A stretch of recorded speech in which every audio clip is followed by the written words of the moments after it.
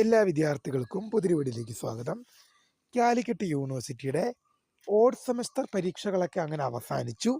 ഇനി even semester പരീക്ഷകളൊക്കെ ആരംഭിക്കാൻ പോവുകയാണ്.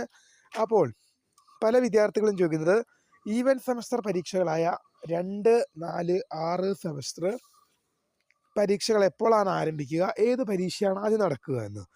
അപ്പോൾ 2ാം സെമസ്റ്റർ പരീക്ഷ 4 ഇയർ വിദ്യാർത്ഥികളുടെയും 4, 6 സെമസ്റ്റർ പരീക്ഷ 3 ഇയർ വിദ്യാർത്ഥികളുടെ 3 വർഷ ബിരുദ വിദ്യാർത്ഥികളുടേതുമാണ്. അപ്പോൾ ഏതായിരിക്കും ആദ്യം നടക്കുക എന്നൊക്കെ നമ്മൾ പരിശോധിക്കാം. രജിസ്ട്രേഷൻ ആരംഭിക്കുകയാണ്.